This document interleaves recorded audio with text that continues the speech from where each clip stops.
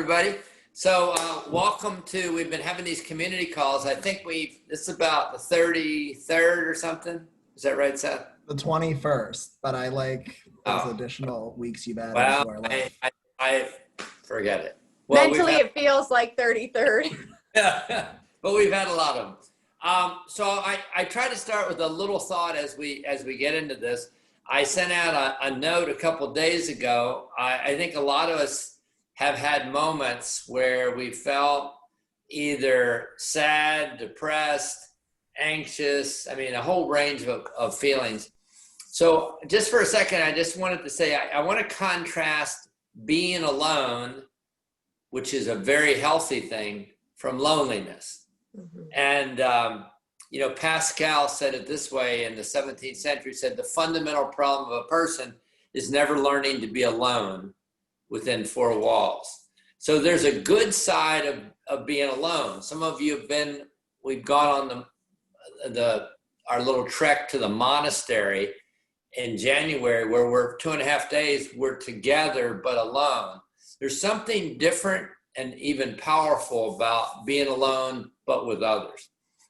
But loneliness is another thing. As we've talked about, there's an epidemic in America. This is before pre-pandemic UCLA loneliness index, which is amazing to me. There is such a thing. But they have found that 1 of 2 Americans self-report that they're lonely. This is before the pandemic. So because of the pandemic, all kind of things have spiked. So I would just say for all of us, we need one of the things, and part of why I wrote what I wrote a couple of days ago when I was really feeling the emotion of sad and lonely, that to just identify it and write it is really, there's power in that. So I'd say if you are feeling anxious or lonely, either write it down, tell somebody, but get it out of here, out there. When you objectify it, you can start to make change happen. Okay, so that's just a thought based on my experience a couple of days ago. So let me turn it over to Gloria. We've been having these master classes. We've had 2 of them now. One with Bill Weldon, the former chairman of Johnson & Johnson. And then we had, who was the other one? Dr. Steve Franklin. Steve Franklin, yes. 100-year-olds. We talked about the lessons from 100-year-olds. So that was good. So let me turn it now to Gloria. She's going to tell us what's coming up next on the menu. And if you hadn't signed up, these are limited in number, but she'll tell us if there's spots available and you can sign up. So Gloria, take it away. And then Rick Stevens will talk about the library, the idea of the interviews and all that's going on. So I'll make sure to pass it over to Rick after I'm done. I won't take much of your time. Thanks all for being here. It was nice to get a little break, but we're happy to be back for the fall. And yes, as Doug said, so far we've had 2 master classes. A number of you were on 1 or both of those calls. And with each one, we're just learning and making it better. Just as a brief overview, a master class is basically with an expert in their field. And so the teacher or the master talks about a subject that they've either experienced or they've spent their career researching or leading in. And basically it's an intimate Zoom session, an hour of your time where you get to learn and engage with that speaker and that teacher. And what you walk away with is 3 key takeaways and just a chance to get to interact with them in an intimate setting. As Doug said, we've had Bill Weldon and Steve Franklin. Next up, we have Peter Buffett on September 15th at 5 p.m. Eastern. So just an hour of your time. Prior to the class, the one thing we have asked is that each masterclass speaker gives you a homework assignment. And that's just to get you to buy in and engage so that when you show up, you already know what the subject matter is. It's like a class. So there's objectives, there's going to be key takeaways, and there's a homework. So you can't just show up and just consume all the goodness. You have to contribute yourself. So Peter is going to focus on talking about his own story. As you know, Buffett is a big name. Warren Buffett is indeed his dad. So a lot of people, when they meet him, have certain conceptions or things and say, oh, I didn't expect you to be this way, or I expected this from you. And so he's going to talk about how he's learned to deal with that and respond to that, and also build his own story while understanding where he's coming from and why people see him in the certain way that he is. And then at the end of the month, September 29th, we're going to have our very own Coach Dar leading a session on the resilient mindset. So how do you practice and grow in emotional resiliency? How do you show up in a room? And how do you know, how can you work on that? How can you improve and engage in that space? So both of those are coming up. We also have some more slated for the fall that Doug and I are working to get on the calendar. I'll throw the website in on the chat if you'd like to sign up or learn more about either of those speakers or their bios or have any questions. Feel free to email me. I'll also throw my email address in the chat. But just know that this is a unique opportunity. It's not your run-of-the-mill Zoom call. So if you're feeling burnt out, just know that this is a unique chance to get to engage with some people that otherwise we'd never be able to talk to one-on-one or in a small group setting. And with that, Rick, I will turn it over to you. Oh, thank you. Yes, I'm talking about the PathNorth Human Library Initiative. As we've discussed before, the real wealth of PathNorth is not only in its ideals, but especially in its human membership. And this idea of being able to gather the stories of this unique group of people at this point in time and make it not only a resource for PathNorth, but also for yourselves and for your families, and eventually for humanity, is a unique and a special one. And I also have found that these discussions, which I've done 5 now, have led in beautiful directions in terms of what's next. In terms of our redefining our purpose every day, where we're going. And so it's been my extreme pleasure over the last 2 weeks to do 5 of these interviews, and I have more coming up in the future, and I'm very much looking forward to talking to each one of you. It's I feel like the luckiest person alive to be able to do this, so it's my honor. Anyway, Doug thought it might be a good idea to have somebody who's actually been through one of these interviews. And my very first one was with the young and talented David Campaign. And so, David, I'm wondering if you, Doug mentioned you might want to say some things about the experience. Share it. Sure. Rick, thank you so much for this. And I'll tell all of you that Rick is so gifted at what he does in capturing stories and interviewing kids and adults from all walks of life.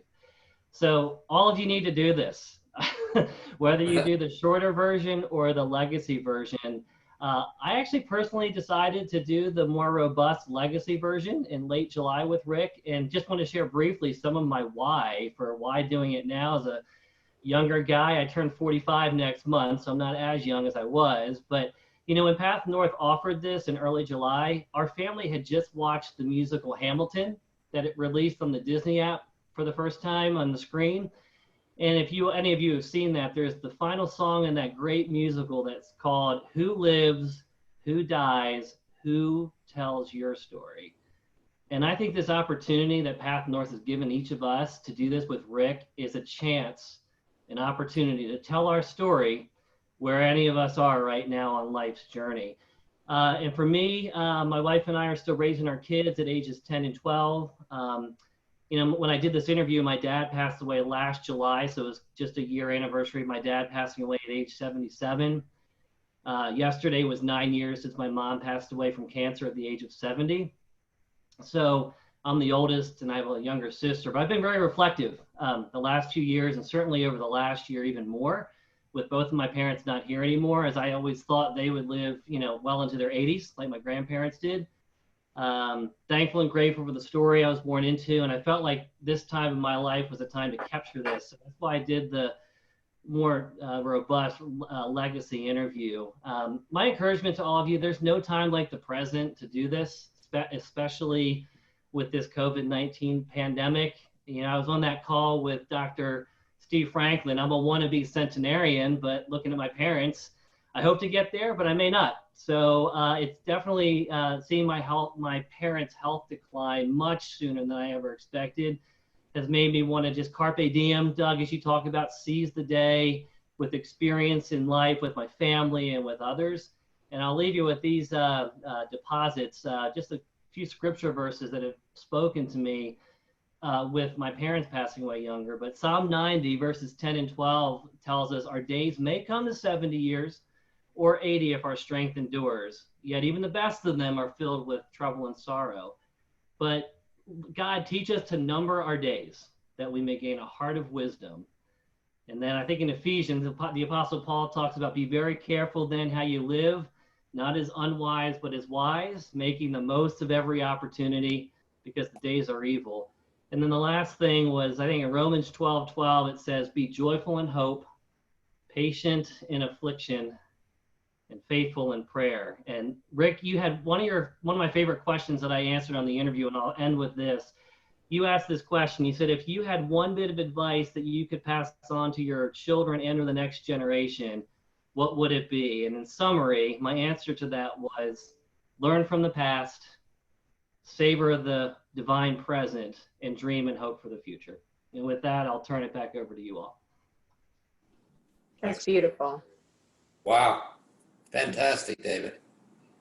And Rick is a senior fellow of PathNorth, and as is Coach Dar. And we are grateful for their inspiration and the work they do with us. Seth? So with that, I will introduce the good man, Doug Holladay. Oh, gee. I don't know how to do that. We're going to add all of our best adjectives today. So I set out a brief bio, but for anyone who didn't read, Doug was born in DC, so making him a rare Washingtonian. And he grew up in Brooklyn and Baltimore, that you did not know. Doug was the son of antique dealers, and one of my favorite facts about Doug is that he did begin collecting antique wine glasses in the 4th grade, and he has not stopped collecting since. He attended Chapel Hill, UNC Chapel Hill, playing lacrosse, Princeton Theological Seminary, Oxford University, where he met Dr. Stevenson. He went on to advise 3 U.S. presidents, serve as special ambassador to South Africa, worked for Goldman Sachs, created a private equity firm. Doug now spends most of his time with PathNorth and all of us here, but also advising other nonprofits and businesses. His first book, as many of you probably know, published April 28th, 2020, Rethinking Success, 8 Essential Practices for Finding Meaning in Work and Life. His book tours looked a little different, and we thank all of you for joining us for some of those various events that I know Doug has invited you to. Doug tells us all the time he's just a simple man, and technology is his greatest nemesis. And so we are so grateful for this time of quarantine that every day has been a new adventure. But above all, Doug has taught so many of us what it means to be a great friend and mentor. And with that, Coach Dar. Well, Wow.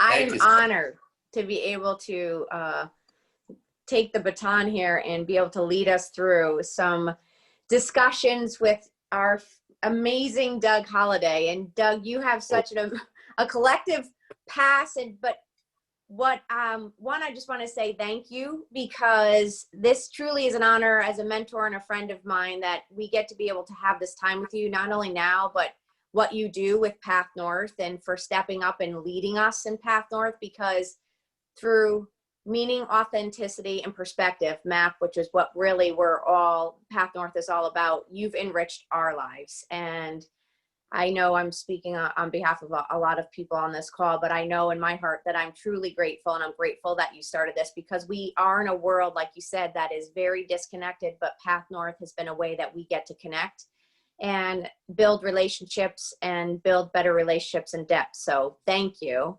And with that, we'll make this fun and engaging. And I broke this up into 3 parts where we'll ask Doug and we'll talk about life, leadership, and legacy. And we'll ask a couple of questions in each area, and then I'll open it up in case anyone has any questions that they want to ask your dear friend here, Doug. Mm-hmm. And so, Doug, let's start with, you really do. We talk about the richness of life, and people often think of wealth in a monetary sense, but you have so much wealth and your depth of experience and relationships and even your curious mind, you've created such wealth in the things that you've been able to engage in. So let's start with your life. You grew up in DC and you grew up a Holladay. So I would love for you to tell us, what's it like growing up? Because not many people actually could say that's where they started. And then what's it like growing up as a Holladay? Thank you. Well, I loved, a lot of people don't know this, but DC actually has normal people that actually raise families here. So I was one of them. I have one sister, and she was really interesting. She makes me seem like a shrinking violet. She was, top fashion person in the world with Vogue and all this stuff, but she's great. So I don't know where all that madness, curiosity, risk-taking, craziness, but we both have it in spades. Mm-hmm. My dad was a finance kind of guy, accountant by trade, knew all this, but I always thought I got the craziness from my mother's side, but I remember this, one of my biggest recollections as a 6-year-old was driving in a huge truck. My father had bought a house in Washington, sawed it in half, and we were moving it to Baltimore. And I was sitting in the cab on one of those things as a driver. So he didn't do that once, he did it twice. He saw another house, he had it disassembled and assembled in Williamsburg on the beach. So I guess he had a little bit of a crazy side too, but my mother was the actual crazy one. I mean, she was a model growing up and just was very interesting, a lover of people. So in terms of my story, I'd say the biggest thing that shaped my story was my father grew up in a small town in Mississippi, and his mother was very religious. And she would drag him to church, but unfortunately, he asked a lot of questions.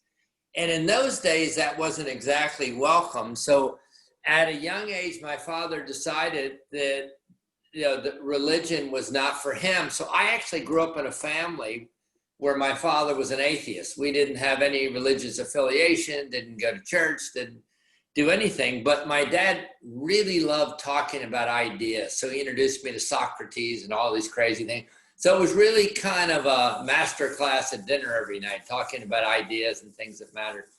But I found out what happened with me, Dar, was my whole life has been about creating safe places. And I didn't realize this till I wrote the book, safe places for people like my father, who didn't have a place to explore the bigger questions of life. Why are we here?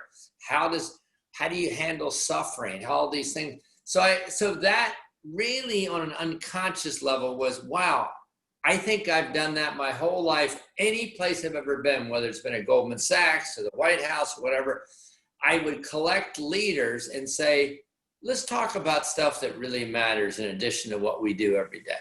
So my story has been one of curiosity, that it was a part of my family story, but was one of also wanting others to have the same opportunity that I feel like I've had to explore ideas and discover truth for myself. And this leads to why, a lot of people say, I'm shocked myself that I haven't been fired. I teach at Georgetown, a class, an MBA class. It is certainly not politically correct. I tell people, everybody, whatever you want to put on the table is totally good. And I feel the same way with PathNorth. I want people to share their story. If you, as a Muslim, that's important to you, we want to know about it. Where we stop is when people start to proselytize, and that's where we have to draw the line. But if it's authentically a part of your story, why wouldn't we want to know it? So anyway, I'm just blabbing about nothing. No. So I'll turn it over to you, Dar. So essentially your story that you grew into, that story, how had the story at first limited you and you were able to break that? Because we talk about that. I've been in your class and you talk about your story sometimes. What you grew up into could limit you, but you have to be able to evolve from that story. Yeah. I mean, I met a mentor, this organization called Young Life, when I was in high school. who spent a year just talking to me about the big questions of life. And he was the first person I found that had a faith that was real. It wasn't judgmental or preachy. And that was a bit disconcerting for my father, to be honest. He just said, what are you fooling around with that kind of stuff for? You know, but he eventually got with the program and said, that's your own decision to pursue that.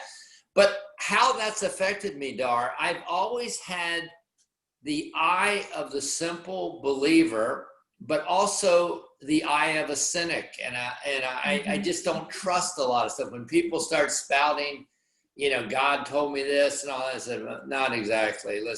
So I feel like I have this bifocal thing. Trust, but as Reagan would say, he quoted that wonderful Russian proverb, trust but verify. And he brought that to discussions of arms control. But in this case, I always felt like when people are a little too much on, you know, trust me, I'm a great person, I don't make any mistakes. It's like, really? Okay. So anyway, I feel like for me, the journey is one of being authentic. But, you know, I feel like I want to be the best version of me. And I feel like my faith is a contributor to that. Mm. And I love how we could all glean from this that, you know, you grew up into your family, but you were able to evolve into your own unique person and not let that anything hold you back, but you took what was good and you took what you needed to shift and you created your own pathway. And I think that's such a healthy aspect for us all to be able to learn from and continue to do, because that takes risk, being able to come into your own path. So, well, and it relates to, I have 3 boys, 2 of them are in LA and 1's in DC. And they're, you know, they're very inquisitive about life, but they're not traditional in their beliefs or their philosophy. And I know a lot of parents get freaked out over that kind of stuff. I think it's great. I just feel like people should, you know, explore their own path. I think what suffering does, though, it drives you to reality. You start figuring out what matters. Right. Very closely. Like I found, you know, when you go through a hard time, you keep saying, well, I wish I had time to meditate or pray. When it hits the fan, trust me, you got a lot of time to do that stuff. You know? So I remember you and I at this, Dar, with your strokes and all. Right. I mean, it was a clarifying moment. It's like, whoa, what is, you know, here's this young, beautiful woman that's had all these strokes. You didn't sign up for that, but you've got to figure out how to make that work for you. It's all perspective. I've learned a lot that part of resiliency is perspective and how you could reframe and shift things to use it to fuel you and move you forward rather than hold you back. Yeah. But let's go into the next question, which is, you talk a lot about this epidemic that we were dealing with, which was loneliness prior. And during this time right now, many people are feeling lonely on top of prior to having had some isolation and lack of connection. But you were very candid with me, and I wonder if you would share with the group about, you know, oftentimes you really are optimistic and joyful and have this joy within you, and we see a lot of that. But you told me about, you have been feeling moments of your own isolation and despair and sadness. And so could you, if you wouldn't mind, share a little bit about that and how you've been able to handle that and move through that? Yeah. Well, and some of you received, I felt like while I was in the moment, I wanted to capture it and not kind of brush over it. But, you know, I was really feeling a couple nights ago kind of sad. I was, you know, there's so many things coming at us. The political culture I'm worried about. I'm worried about the pandemic, worried about the colossal economic fallout. I'm worried about all these refugees that have no place to go and all, you know, there's just so many things colliding.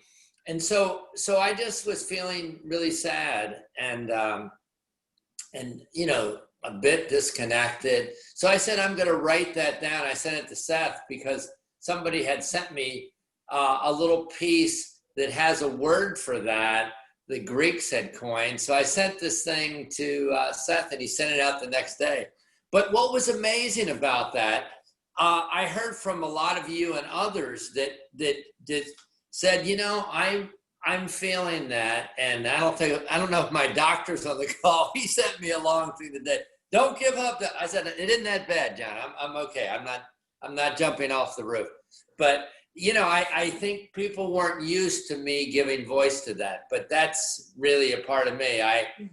If you're authentic, I think you have wonderful moments. You have really despairing moments. And there was a book I read in my 20s, I remember it. It was called Despair, A Moment or a Way of Life, you know, for existentialists like Camus and Sartre and friends.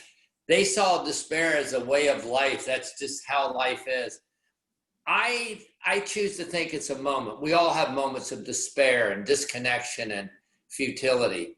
But that's where we need to reset. That's where our philosophy and worldview is really important. We have to go back to those bedrock principles.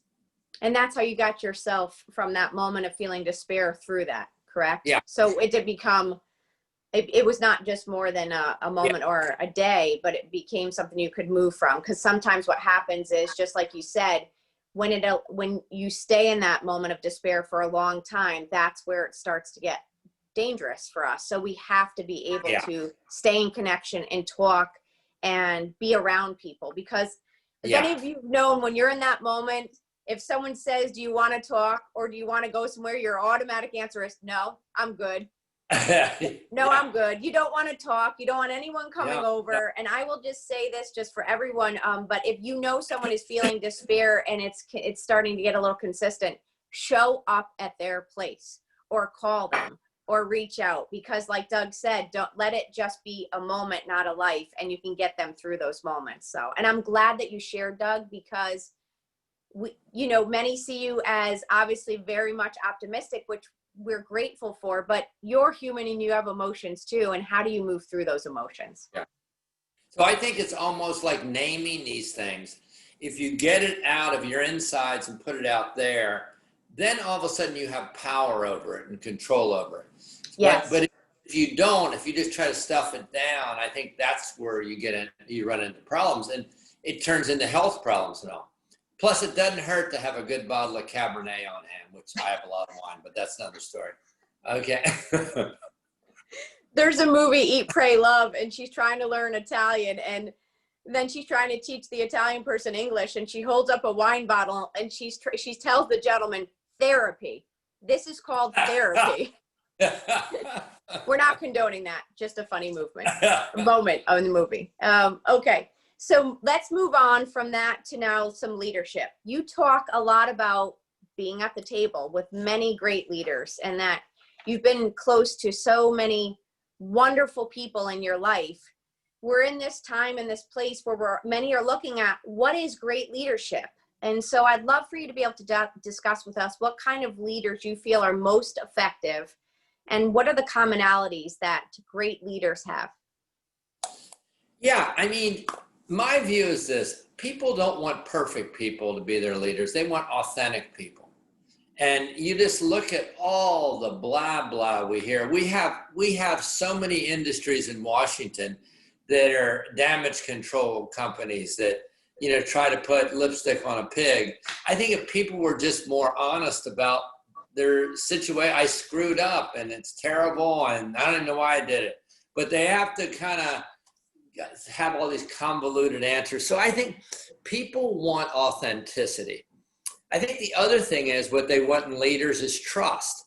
And I think part of the problem you have today is this trustworthy factor. What can we believe when the story shifts every day and every hour? The thing is, you look at Churchill during World War II, you think of this little pinprick of a country. Everything had fallen to the Third Reich. And most recently, France had fallen. Now it was complicitous. The Vichy government, was complicitous with the Nazis. And here in the midst of that, the U.S. had not entered the war. Churchill is on the BBC telling people we're going to fight him on the land, on the sea, and in the air. And it's unbelievable. He gave voice to a vision, an aspirational vision The reason they trusted him was because he was trustworthy in the little things leading up to that. He told them the truth. He said, we've got to send our children in the countryside because the Nazis are going to be bombing London and killing people. So he told them the truth. I believe that what we're struggling with today in so many ways is this deficit of believability. So I see it because I work with presidents. Presidents have one or two big moments, and boy, they better not blink.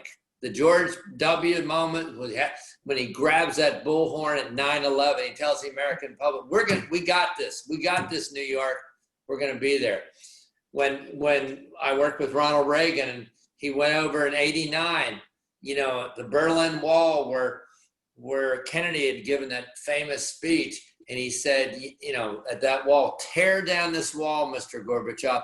He drove economically Gorbachev and the Soviet Union to collapse. These are big moments for a president. With Obama, it was a financial thing to work in a bipartisan way to save the economy. So I think there's a moment, and this pandemic is a moment, but it's very confusing. Every day, the FDA and health authorities are who's on first? What's in charge? What is the national response? So I think a leader has these moments, and they either step up or they don't. And one thing the good leaders don't do is they don't blame. It is on their watch, as FDR had that thing on his thing. Or Truman had the thing that says the buck stops here. Right. That's a good leader. It isn't a blamer that this happened, you did it, blah, blah. It's you taking responsibility. This is your moment. It's no one else's. You've been handed this hand. Every leader is handed a tough hand. It has to play. So how could we take that on an everyday and ourselves be the best versions, best leaders that we can be? Because leadership is not just a title, it's a behavior. And how could we walk this out and be better leaders on a day-to-day? Authentic trust, I heard that. But every day, how do we walk this out? Yeah, I think it's in a funny way, all these questions converge from the standpoint, like in one of my interviews in the book, somebody says, what would you say to these young people that are graduating from college or MBA or law school and there's no jobs for them? What would you say to them? Well, it's the same response I'd have to the question you're talking about. How do you create good leaders? How do you create good employees? If we handle this moment we have been given correctly and invest in ourselves, this is a moment for these young people to invest in themselves, to learn certain practices that'll make you that killer leader. Read the right kind of books, learn a meditative practice, get in shape, do all these things that you someday I'm going to do it, but we're not doing it. But now you have the chance to do that stuff. So I'd say, whether it's for a young person or a leader, the best thing you can do for your company, the best thing you can do for your family, best thing you can do for your country or your kids is become the best version of you. I mean, I think I mentioned this to you, Dar.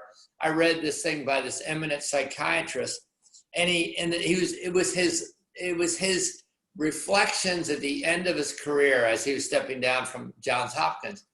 And he said, my greatest thing I've learned to this is what I'd say to all you parents that are reading this. Everything you've told your kids, none of it matters. You're like, what? The only thing that matters is how you lived your life. Mm-hmm. And since I read that, I started looking at studies. Like there's this Israeli study with all these affluent parents. They all want to expose their kids to the homeless and doing good works and all. And none of it seemed to stick with their kids because it wasn't real to the parents. The parents weren't living this way. They were creating an experience for their kids and hoped their kids would become these virtuous people. But it wasn't real to them. So the best thing I can do for my significant other, for my kids, for my company is become a killer person myself, to become the very best version.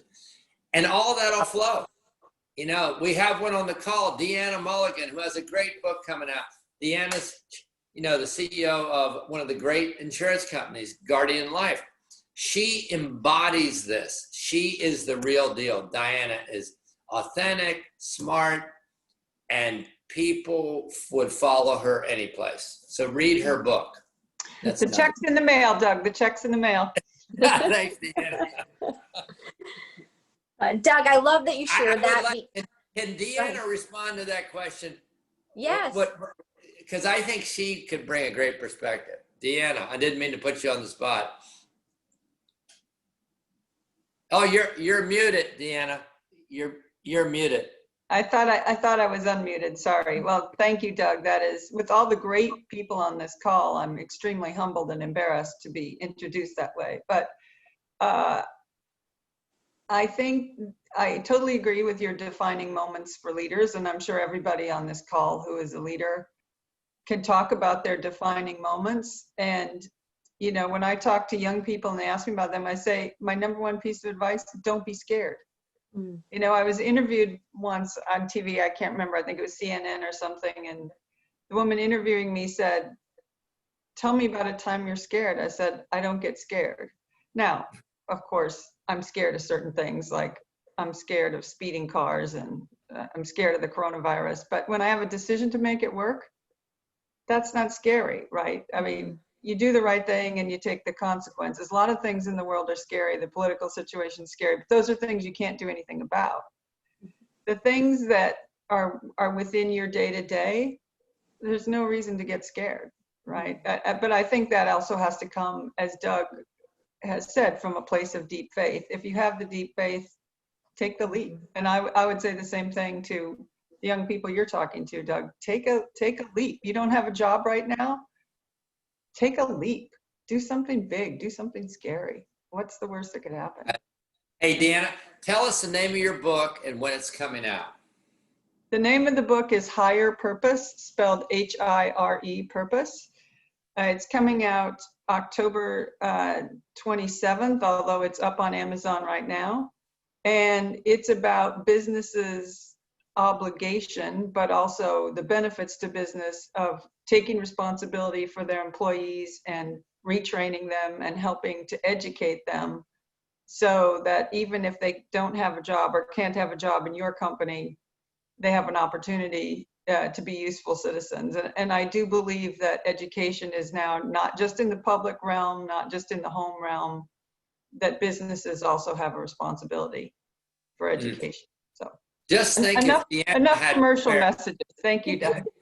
No, just think if she had prepared. Thank you, But Deanna.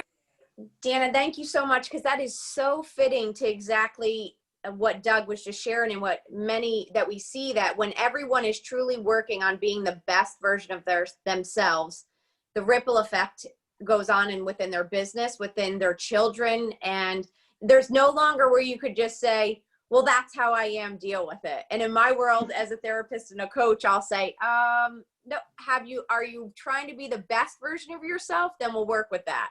But if you're just no emotional intelligence and it's just, well, this is how I am and everyone's going to deal with it, that could harm others. And so we need to make sure that people are increasing their emotional intelligence in order to work on what are the things that I could work on to be my best version. And that's how we'll also have better leaders, and all of us being just better role models out in the community every day, even to strangers. So thanks for sharing that part of it, Yeah. Doug. I wish Deanna, I think her next book should be on fear, because I love that and I happen to agree with that. There's only a couple things that you should really fear in life. If somebody's going to kill you, you probably need to get concerned about that. But most of this fretting we do, it's like Ronald Reagan said one time, you know, all the things we worry about, you know, they usually never come to pass. So we worry and fret and fear all this stuff, and it really never happened. So I think having a discipline where you train your mind not to focus on the negative, that's why you need to have a practice where you write down things you're grateful for. Because the crap in our lives, we don't have to make a list of that. We know what that is. We live with that all the time. We wake up at 3 a.m. worrying about that stuff. But the other stuff, we have to create space, and that rewires our brain. That really rewires our brain. Living in the present, really living in the present moment, taking it moment. I heard this once, that depression is worrying about what happened in the past. Anxiety is about worrying about what's going to happen in the future. And joy comes from living in the present right now. So not to have fear and to go forward. And so let's go to the question of, so many people from what the world prior to this has taught what success is, to what we teach our youth to what success is. But Doug, how do you define success? That's a great question. I think it's much more tied to meaning, because it's really funny. I've had the privilege of being around all these Fortune 100 CEOs, prime ministers, presidents, and all. And frankly, none of them feel like they're successes. They haven't made enough money. They don't feel like they met their opportunity with what they've been given. And so I think success is really an illusion. I think the focus needs to be much more on the things that feed meaning. So for me, I would say, I love achieving. That's kind of fun doing stuff. But I don't want to define myself by it. I think the difficulty is when you define yourself by positions or net worth or who you know or any of that stuff, I think there's always a faster gun in the West. There's always somebody smarter, richer, better looking, more talented. And I think that's a recipe to always feel like you don't belong in the room. I genuinely don't belong in the room. And that's cool, because that makes me totally free to be in the room. It's amazing. So I'd say focus on the things that you have control over. We have control over who we're becoming. You don't have control over whether you're going to be named CEO of that company, or whether, you can do as much as you can, but don't find, I love that Kipling poem. It says, if we can reject those two imposters, success and failure, holy mackerel, they're both imposters. When you fail, that isn't who you are. And when you're hugely successful, that isn't necessarily, a lot of it had to do with luck. Mm-hmm. So I would say, but if you start thinking you're the smartest person in the room and you're so talented, pride comes before a fall, as it says in ancient writings. Mm-hmm. I love that. Hence why your book is Rethinking Success. Yeah, I mean, this thing of pride is really an interesting thing. And that's where I see, when you have leaders that aren't self-aware and they always are threatened by others and they can't really reflect upon this, I think that is absolutely the recipe for destruction. And but I love Churchill one time. He was describing his nemesis in the Parliament, Lord Attlee, and he said he's trying to think of something good to say about him. It was in an interview. Somebody said, "Tell us one virtuous thing about Lord Attlee," and he said, "Well, he's a humble man, and for a very good reason." So we're all. But the truth is, we're all should be humble, because none of us were very fortunate people. Most of us were very fortunate. Mm-hmm. So let's move into the last part of this, which is legacy. So we talked a little bit about your life. We got your perspective on leadership, and now we want to talk to you about legacy. And you talk a lot about this. You have your 3 boys. What is the legacy you want to leave behind for your 3 boys? It's funny. Things are much simpler and more complex. It all comes back to that question. I think if I try to be the best version of me and am really honest and real with them, and they see a flawed person that keeps battling and keeps getting up and keeps trying to make a difference, that's all I would hope. I want them to really know me, warts and all. And I feel like they do. I mean, they've become, some of you have experienced this, but, as they go along, they go from being your charge, you're trying to mold this person, to real friends. And what a great thing, and to get their wisdom. Oh my gosh. Mhm. It's really a blast.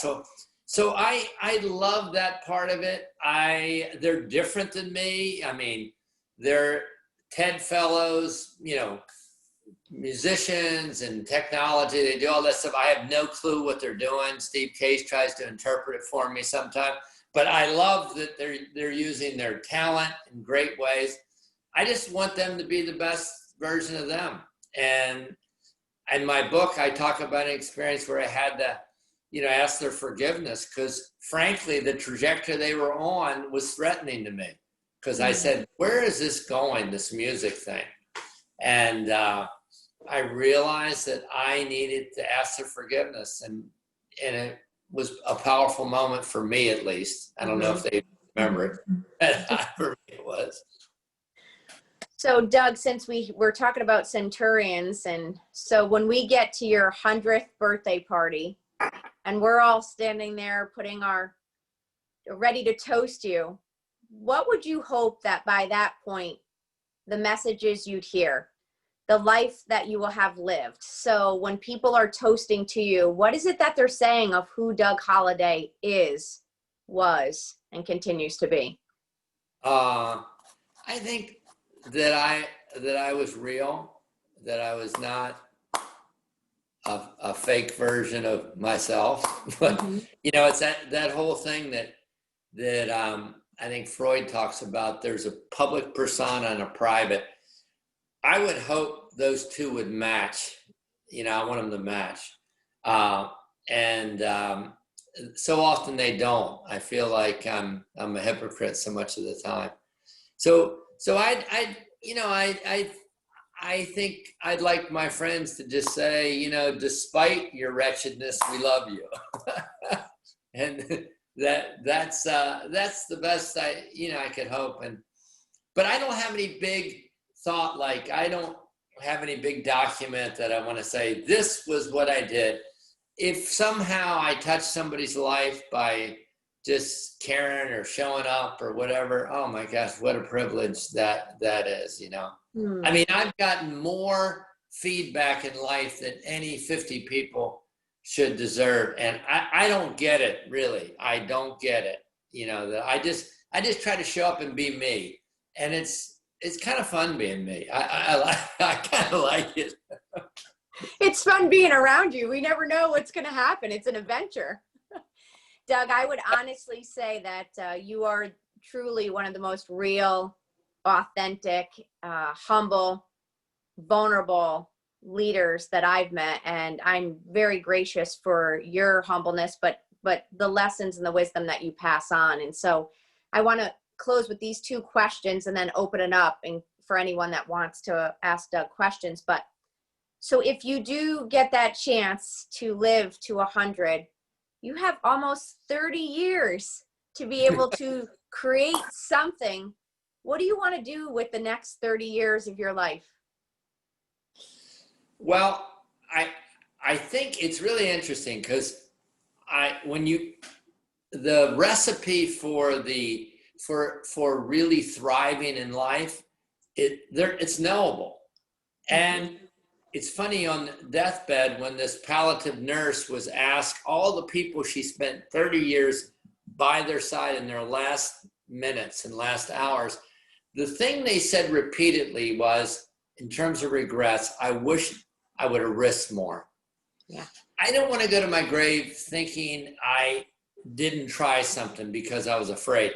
You know, it's funny. I've got, my boys play the piano and they're really good. I have this great piano here. And for 30 years, I've been thinking, yeah, I need to try that, but I know I can't do it. But, you know, it's like, that's not like me, but every time I walk by, I got to start. And Rick's going to teach me one of these days, but maybe not. But anyway, I think I just want to keep trying things. I think the problem is those of us who are success-oriented have grown up thinking, if I paint, I have to be Picasso. If I play the piano, I have to be Vladimir Horowitz. You know, you kind of, who tells us that? I tell my class, it's really interesting. I'll say to them, how many of you had something you loved doing. So they might say, like Wendy, I love swimming. I love painting. I love writing poetry. I love collecting. I love doing all these things. So I have 40 in there. They all raised their hand. I said, how many of you are still doing it? Usually it's about 3. Mhm. So I say, why did you stop singing? Well, everybody told me I was really good and I could be good, but I never really made it big. I said, well, who says you have to be on Broadway? Can't you just sing and find ways to express that? And I think we struggle from this celebrity culture that if I do anything, I have to be famous for it. And because I had a son that was a Division I athlete, I get all these dads saying, well, how does my son do this and all that? And I said, the problem, if you're not careful, you can make them hate the very thing they're good at.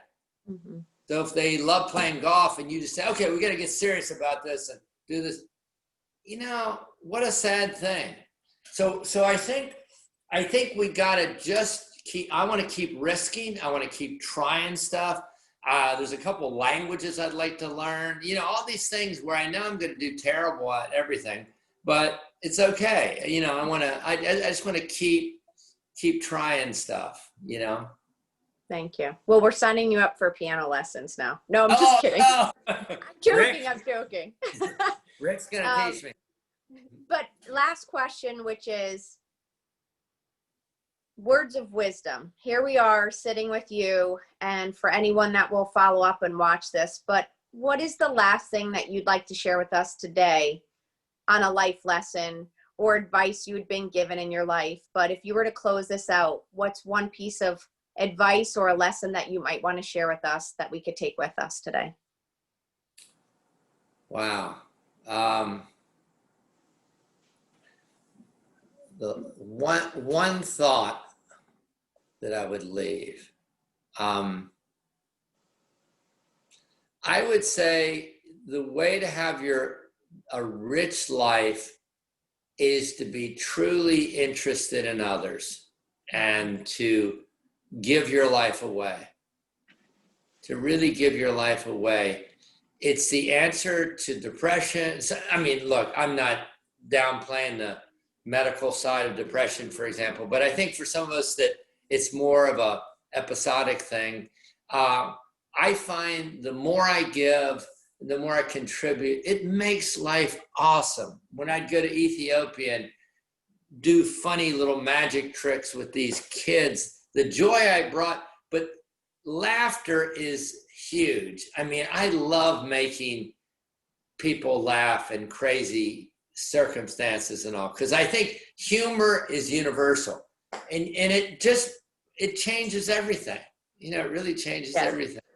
It does. So I just think to be joyful, to risk stuff and never stop risking and all that. That's not a clear answer, but it's a lot. No, it is. It is. Well, I appreciate you so much. I value this time that we all get to be with you. And I just am grateful and excited for what's ahead as you continue to take risk in your life and stay curious and stay engaged and be our fearless leader. But I will pass this to Seth, and we could open this up to also anyone that would like to ask Doug questions before we close.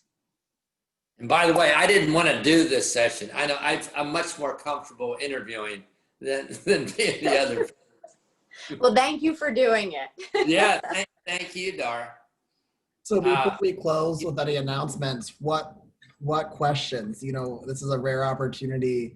You have Doug Holladay, so please, if anyone wants to chime in. You have me too much, unfortunately.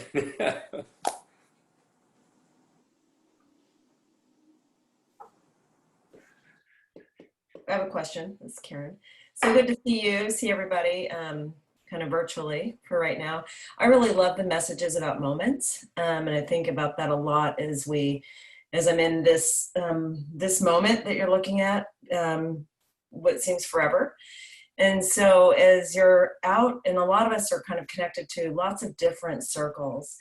And some of those have been, they're their personal circles or their business circles. but not dealing with the 5 months of moments that we're living in, and facing off in some of those conversations, trying to uplift others while you yourself are also trying to just get through that moment. And so I like your comments about that, Doug, and I'd be curious how you are kind of putting up, I don't want to say a defense or a barrier so that you don't absorb some of that negative energy that's coming from some of those circles, at least in my experience, so that I stay positive and myself can get through and stay on task with with some of the goals I've set for myself. I try to tune out the media as much as I can. I find that to be entirely toxic. But yeah, I would just be curious how you're pivoting between those conversations so that you're not absorbing some of that negative energy. Yeah, that's a great question, Karen. I think part of it for me is, trying to take some time on a regular basis where I kind of reset. And, I have a certain practice I do, like I listen to Gregorian chant in the morning and then just sit there and take it in. And then I try to be silent. Then I try to read something that's inspirational. Then I'll write down my gratitude list. That's a resetting of every day. I love the fact that every day has challenges, but every day has wonderful goodness that comes our way if we're open to it.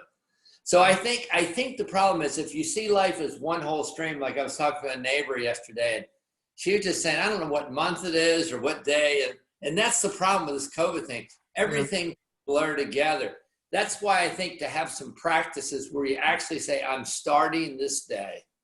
Yeah. I'm starting this day and I'm going to really engage it. And it's every day is new. Every day is fresh.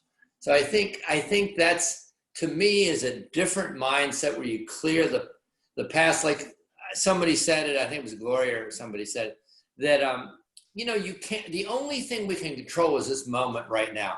And most of us spend most of our time fretting about what we can't change in the past or worrying about the future, which we have no control over. Right. All I have is the ability to be in this moment and make certain decisions for my life. That's when you get that, it's really freeing. That life is just moments. It's just being present.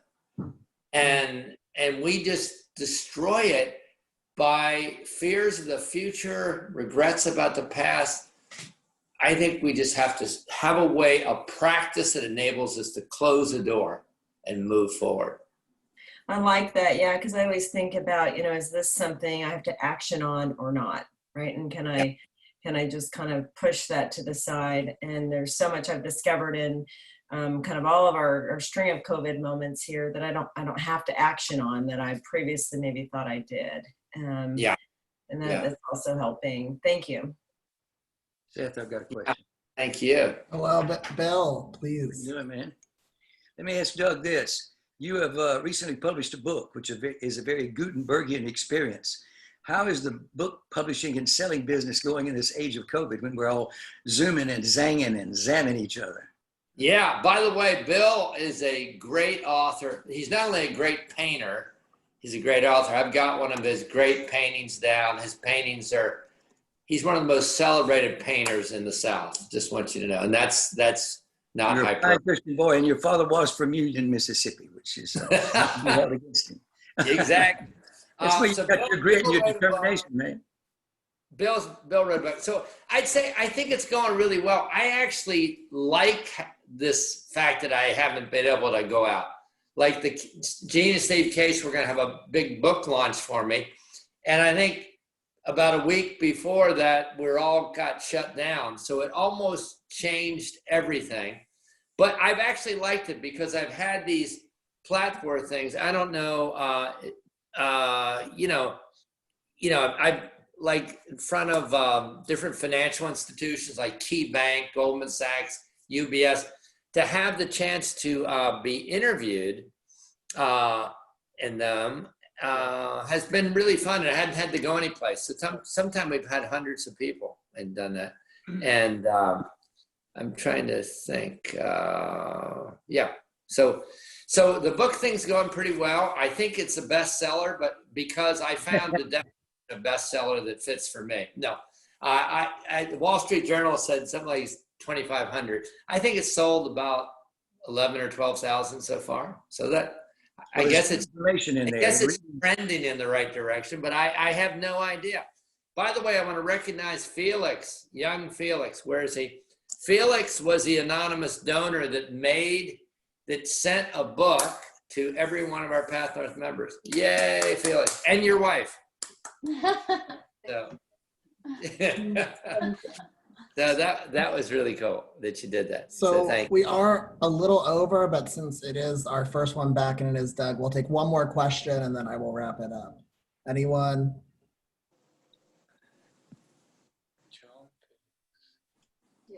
Or perhaps I will wrap it up then. So let me just, I'm going to share. By the my way, I screen. see Isaac, and it's great to see Isaac on here. Isaac, you're looking a little scruffier than we were together in San Antonio. That's not a criticism, it's just you. Yeah, that's right. I was exercising right before. I Well, got so I just rushed in. I'm sorry. You're looking good. I just want You to. look great. Thank you. Thank you. So a few announcements for the coming weeks. Well, first off, thank you all for being with us and for being with us for this first call back. We have a lot coming up for the fall, and we're going to be sharing soon the full look at the next 4 months, as well as a hopeful look towards 2021. On Tuesday, September 15th, we'll have our masterclass with Peter Buffett that Gloria spoke about earlier at 5 p.m. On Wednesday, September 16th, we'll have our next community call. Please note we are going to do the community calls every other week moving forward. We'll be joined by Dr. Rick Stevenson, who's joined us before. Dr. Rick Stevenson has conducted over 5,500 interviews with children as part of a longitudinal study. And he's going to be joined by a young woman, Emily, who was a sophomore at Georgetown. Rick interviewed her over for the course of 7 years when she was a child. And now as a sophomore in Georgetown, she'll join us to kind of give some perspective, and then we'll watch that 15-minute interview together. Thursday, September 24th, all of our Orlando members, please join us for a virtual cocktail hour hosted by Brad and Nancy Rex, Regime and Robin Kapoor, and of course, PathNorth. And Tuesday, September 29th, we'll have our master class with Coach Starr. One other announcement, we do have a new welcome committee for new members. So if you've received an email from Lizette Coro, Eva Mann, Debbie Horsford, Cynthia Butts, Patty Scarfile, or Nancy Rex, they're part of this effort to welcome new members. And if you're interested in getting involved with that, please let us know. And my final announcement today is a very special one. Melanie had her baby last week. This is baby Alice, 6 days old. And here she is joining our interview today with Doug. Yay! Oh, I love it. Alice. I had an aunt, an aunt named Alice. We kind of thought she was a hooker for the CIA, but that's another story. But I'm sure Alice will aspire much higher. And this is why we love you. Is this one of those inappropriate Georgetown class comments? Yes, it probably is. With that, thank you everyone for joining us. We will see you September 16th, and please get involved with some of our other offerings coming up. We'll see you soon. Thank you. Bye, all. everyone. Bye. Thanks, everyone. One Edgar. One Edgar for president.